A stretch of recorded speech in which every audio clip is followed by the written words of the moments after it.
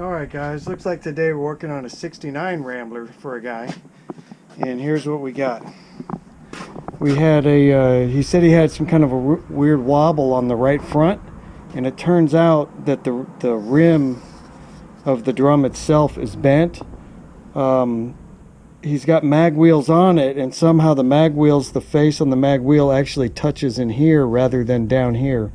This drum is a little odd. Most drums are flat right in here. This one's got a recess that comes down.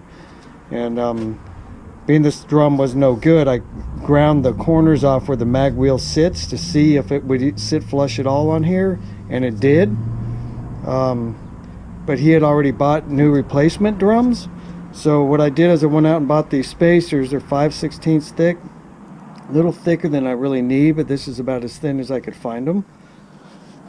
So looks like they'll fit universal, and they'll fit in there and bring the wheel out enough, because this is even thicker on the end than this one was.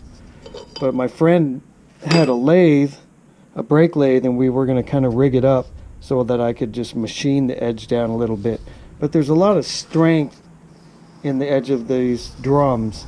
The center of the drum is actually a steel, and then it's cast around the steel. So this is a cast iron shell with a steel center. So when that wheel was pushing on the edges of this drum, it actually warped the steel portion of it, and the wheel was wobbling. And but so what I got to do is, these are actually kind of pressed in, so I got to knock this center hub out of here, right here. Got to knock this center piece out. Hopefully the hub portion of it's not bent. I would hope that's unlikely, because it's so thick that it would be the steel of the drum, but we'll find out. So I'll knock that out. I think I'll use the torch and heat it up and then knock it out. But I want it to match the center, because these can come with different center diameters. See, it looks like the bowl pattern is the same. And then I'll measure the center here.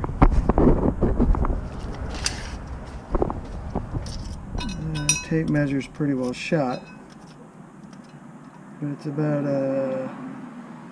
2 3/16. On here I'll have to just guesstimate. So I can kind of see an outline of it a little bit, but it looks like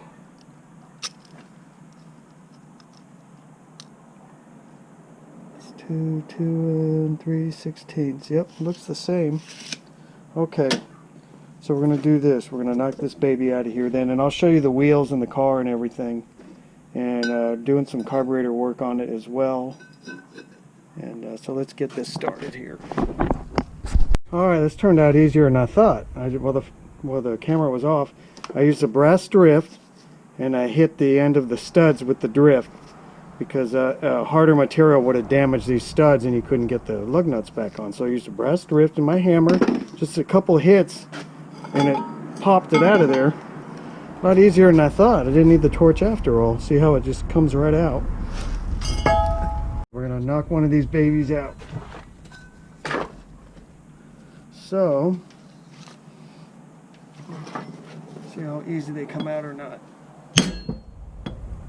Doesn't usually take a lot of force, but you never know. Let's see, let's use this. Get this out of the way. My handmade vise.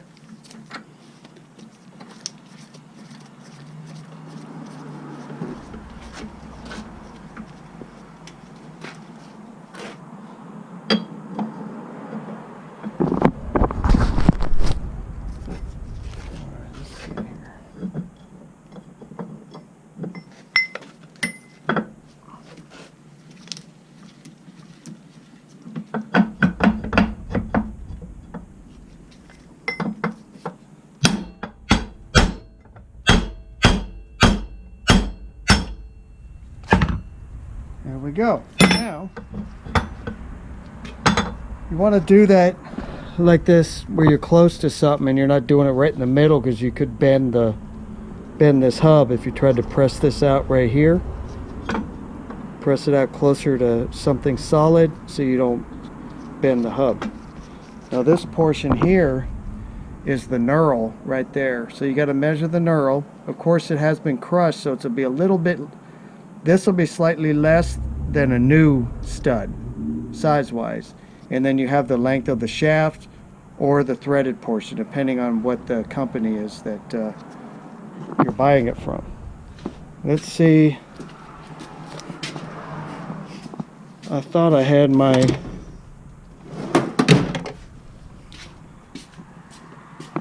caliper gauge here. If not, we will continue this later. Here it is. Okay. All right. Now,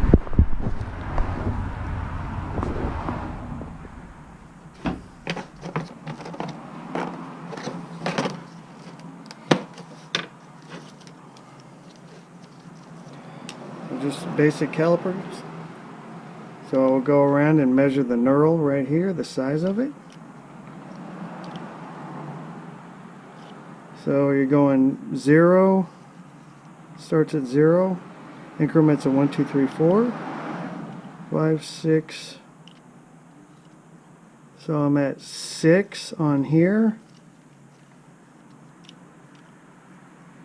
So 6 even would be right on that 0.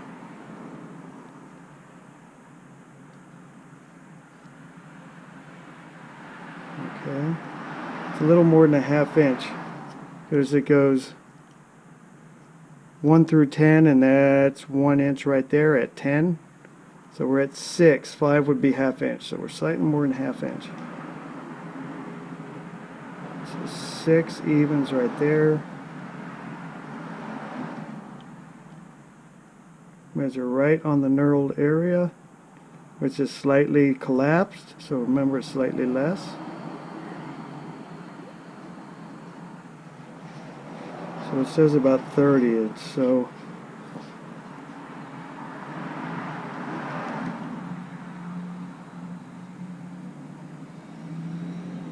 you get slightly different readings, but as long as you're close, you want to knurl. If you buy a new one, maybe just go a hair bigger rather than smaller, because you can always grind it down a tiny bit to make them fit. So I'm showing about 25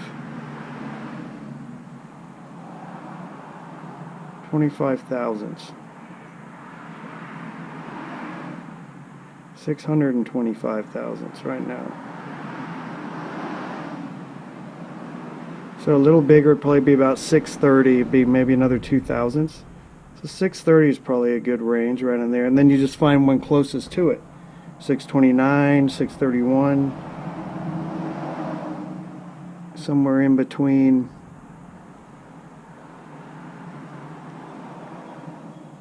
Yeah, 627 at this point. So anywhere from 627 to 630, you'd be okay, I would think. You could make it fit.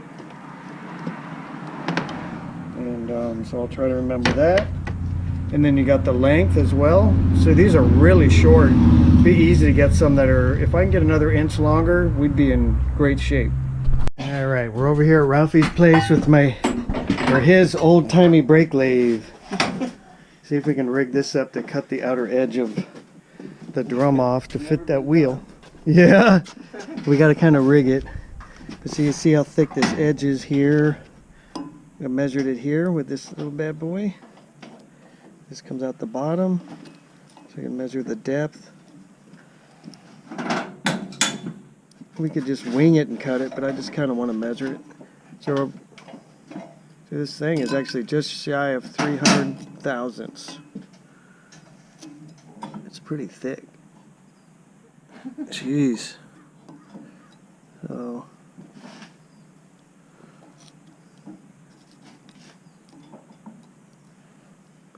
yeah, just shy of 300 thousandths. Just keep track of what we cut off of this thing. Hopefully I can do it in one shot and not have to run back and forth all day. Is it on there? Yeah, I gotta get my power. Okay. See, we kind of rig it up here. So we're going to cut a little bit off the edge of here because the wheel hits it even with a spacer. And then we'll use this. We'll just manually go back and forth because this machine runs this way. So we'll have to put that on stop and just manually turn it this way. Okay.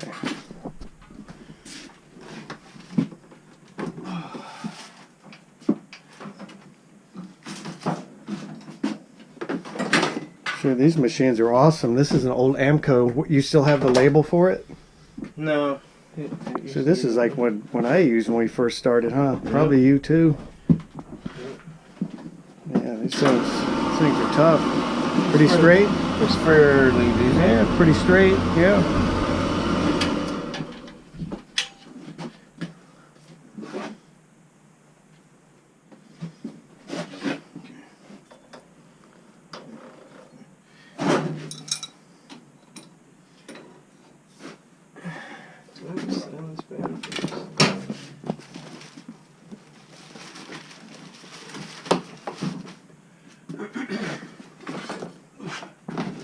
Might need a silencer.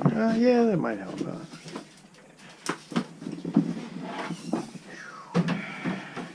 Chatter out of it.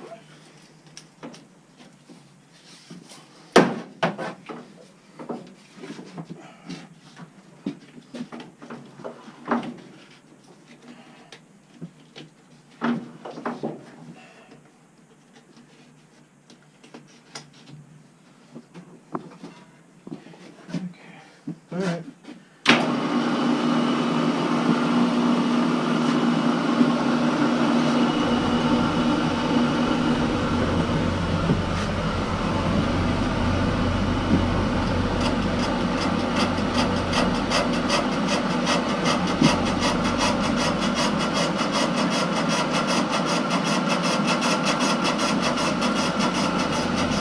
And then you'll just, this doesn't have a feed this way, did it? No, you just does. manually do it. Does. Oh, does it? Oh, okay.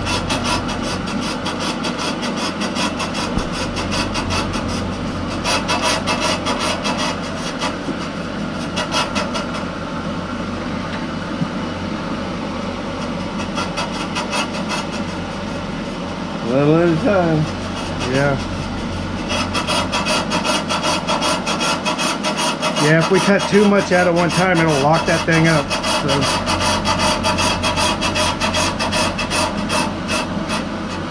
Don't try this at home.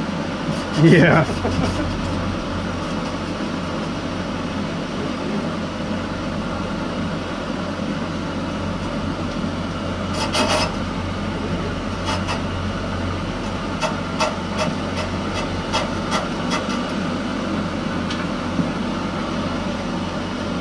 Oh, it moved. Oh, did it? Okay.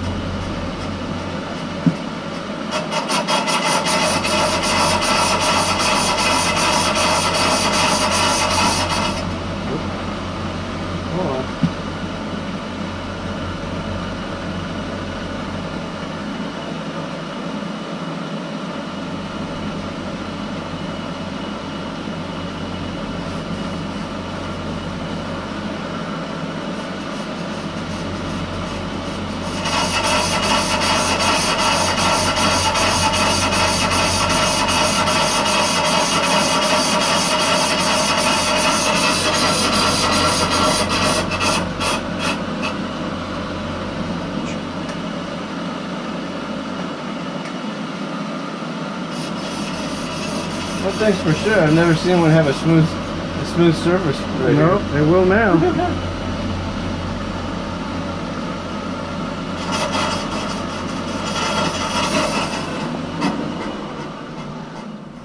Yeah, and if this ever had to be done, you could just grind this off with a grinder, grind it down. But then I don't want to upset the balance of this drum anymore, and I have to. So we're machining it to cut the exact same amount all the way around. Less chance of throwing the balance off too much. And then there are numbers on here as well in thousandths. So that's the speed in this one. where was the? Oh, there it is.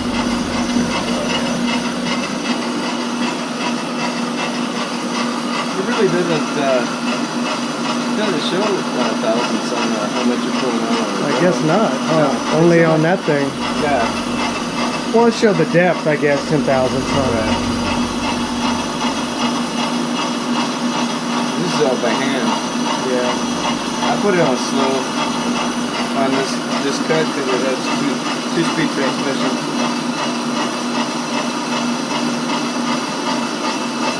How much you want to pull off because we got. I had almost 300 thousandths. Maybe just cut it in half, pretty much 150. Wow. Okay. I would guess. Okay, so I'll just keep cutting on the thing. This is on slow. So we're at about 300,000. So quarter inch would be 250. So it's a little thicker than quarter inch. So, or we could even go 200 thousandths, something like that. We'll just kind of see how it looks, I guess.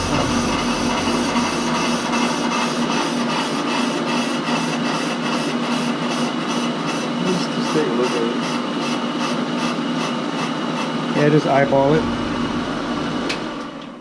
Let's see where it is now. See how much came off. Probably just a few thousandths on. Yeah, not much. They don't cut that much, so yeah, a couple thousandths. What do you want to take? You want to take Yeah, more off? yeah. How much? Oh, here, hold the camera.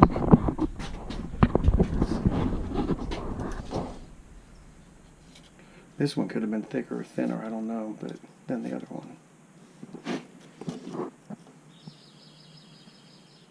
Oh, actually it cut. It already cut almost 20 off of it. 20 thousandths. So you have 80 to 90 to, yeah, almost 20 thousandths. So we're at, yeah, just keep going. Yeah. How much you want off? Tell me. I can cut it off. Yeah, just keep cutting. Yeah, cut a bunch off if you can, as much as you can at one time without damaging your machine.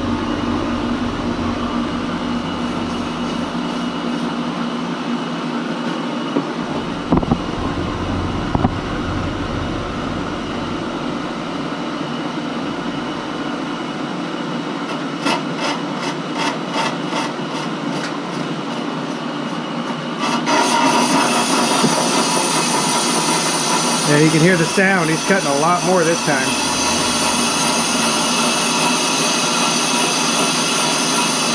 At least 2,000.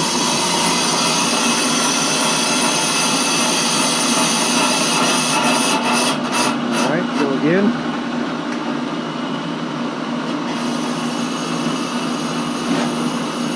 So like right now we're not really going by because it has numbers on here for a depth on a drum, but right now we're just kind of winging it. He knows how much to cut, so basically by sound.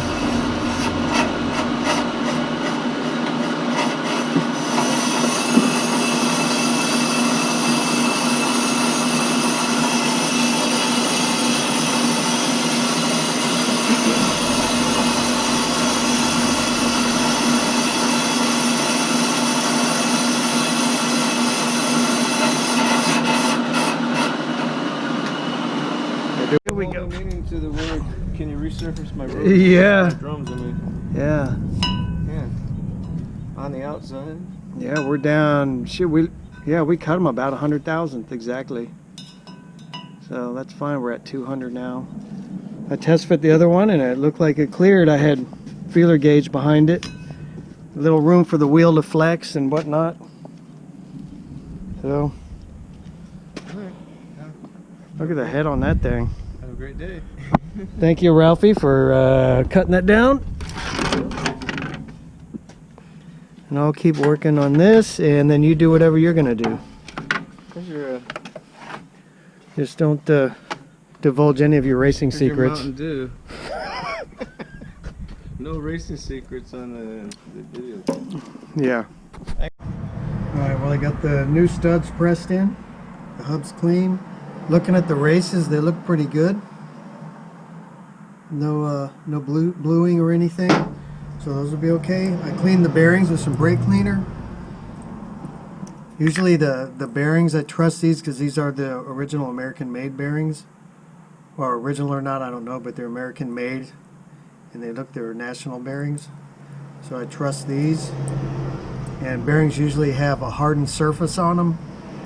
And if you clean it and you roll them around, See, there's no scoring, there's no bluing. So that one looks good.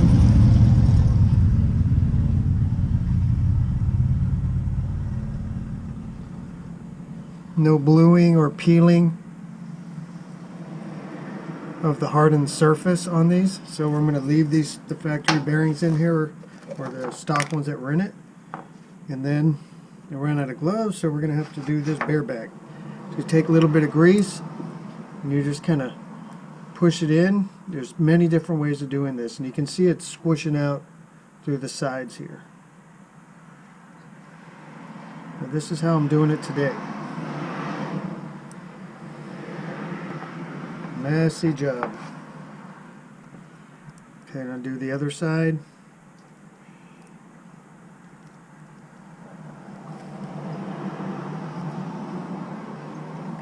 So I'm pushing it in between, right in between here, pushing it down in there. You know, put a little bit on the inside.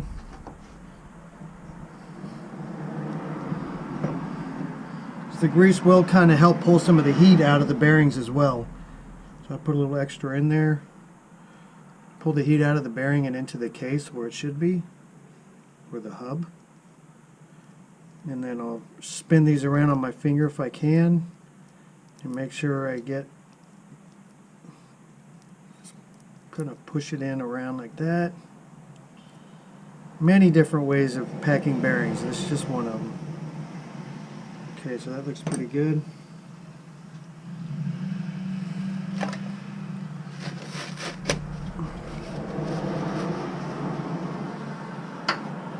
Got the seal, just clean some of the grease out of it.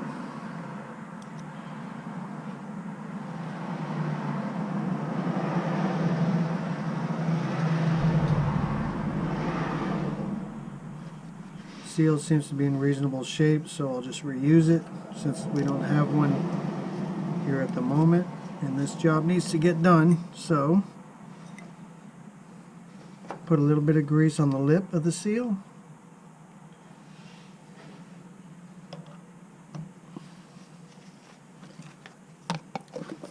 And whenever you use wheel bearing grease, you want high temp grease.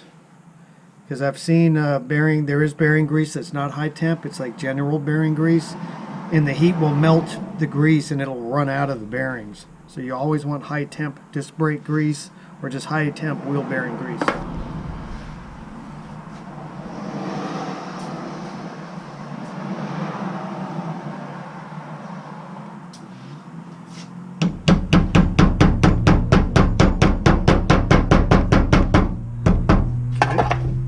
Tap the seal down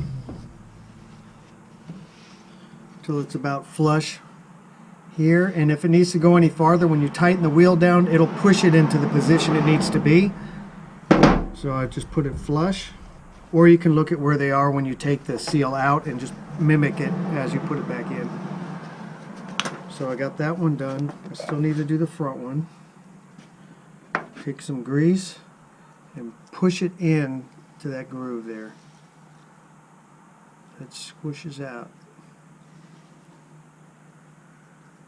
You can even put this on your hand and do it this way as well and push it in like that, and you're pushing it in through there. This works just as well.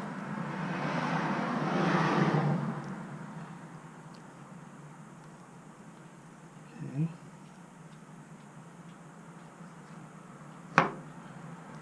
Then I'll spin it and make sure I get all the empty voids full as I'm kind of pushing it in with my hand.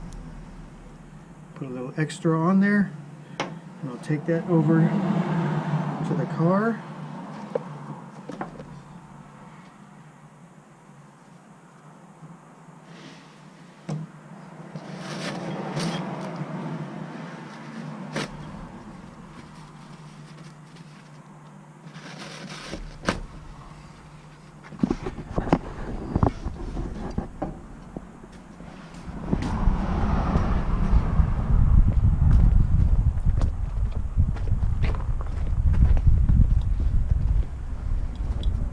Okay, now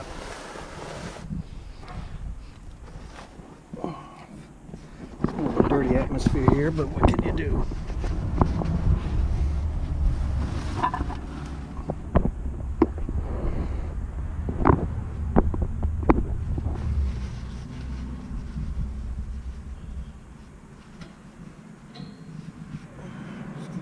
Grease. Get the grease here.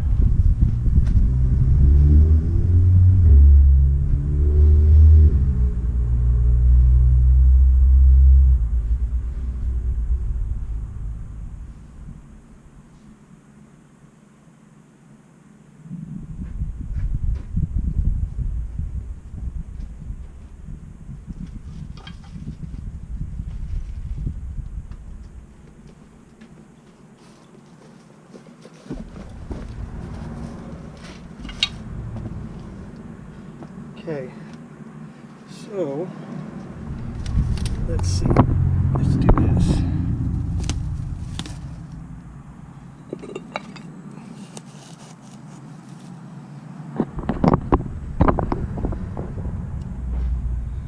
All right. It's got all new springs and everything for this thing.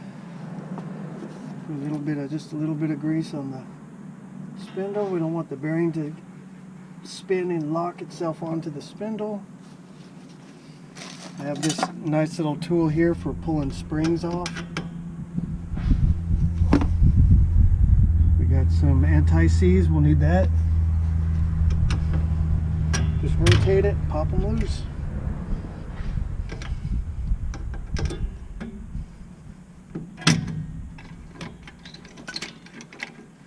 You can see this is the adjuster and it goes to the rear side. So when the shoe does this, every time it comes down, this will raise and lower and click this and tighten the shoes one notch at a time as it needs it. So they're self-adjusters.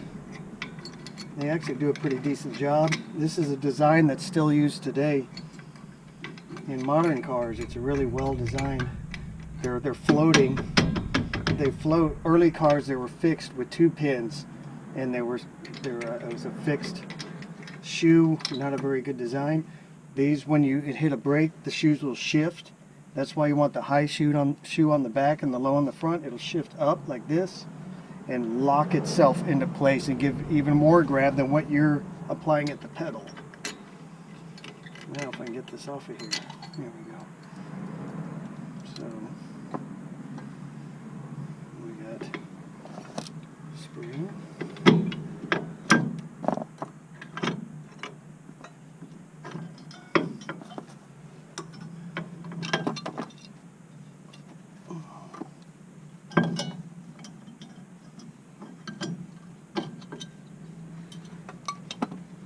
Okay, so here's what we're going to do. Wipe some of the shrapnel off. And we use the anti-seize. These are little rubbing spots where the shoe sits on the backing plate. Just put a very light amount there. Very small amount. And then a little bit where the shoe moves around on here. It'll keep it from squeaking when you hit the brakes. Keep from extra wear, anything like that. I'll put a little bit where it rides inside of here as well. And that's it. Just a tiny bit. You don't want too much. You don't want it to run off into the shoe. So because the shoe will actually move on that backing plate.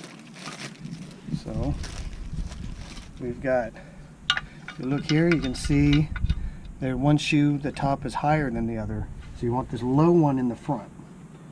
Front or rear of the car, the low one goes in the front. If they're both the same size, some aftermarket companies forget to do this, and they'll both be the same height. Just put them on the way they are, it'd be fine. And then it's got these strange springs that go in here. These are the little locks for the springs. They look fine, but it came with new ones, so I'll use those.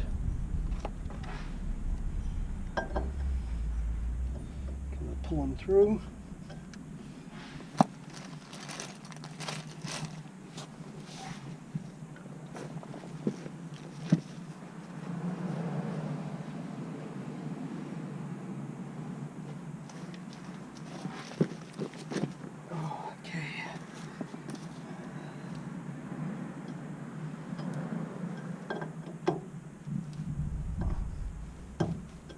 those are pulled through now.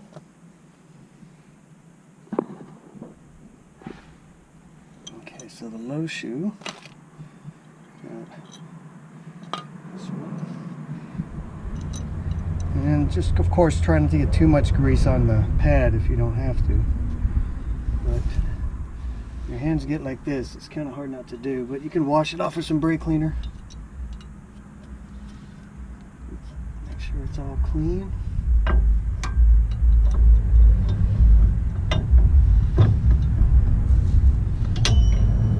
Okay, that one's on there.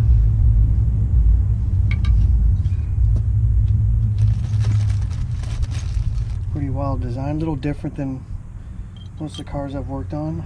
I'll get a new cotter pin for that one. Alright, sorry I kind of skipped through the drum procedure, but I got the, as we've seen, I got all the shoes and everything on there. I had them backed all the way down, so I put the drum on there and tightened up the shoes, took the drum off and on and off a few times until I get a slight drag on the drum when I spin it. And then that should be perfect. And then now, I'm going to get some of these feeler gauges here.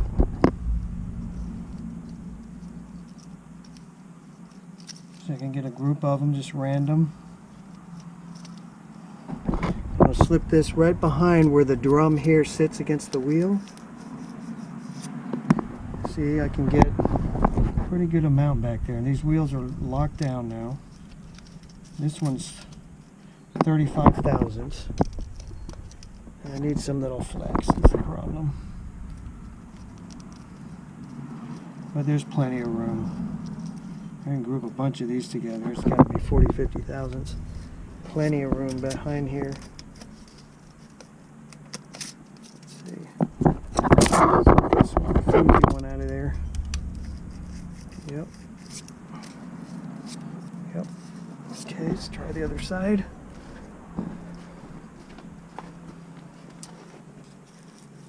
Yep. So we're doing good. So the wheel has space between the drum and the wheel, so it's bolted directly on the center of the hub where it should be. And there's a little extra room there because the wheel will flex. The hub and the wheel and everything, they do flex in turns and when driving them. So you need a little room for that. So the brake system is in good shape. And of course, anytime you use wheel spacers, they are aluminum. They're die-cast aluminum, so they are a pretty hard material. But these can loosen up. The studs can seat a little bit more as you drive it, even though you feel like they're in all the way. So drive it, I don't know, 50 miles or so, and come back and retorque everything. You might have to do that a couple times. Make sure that wheel doesn't come loose.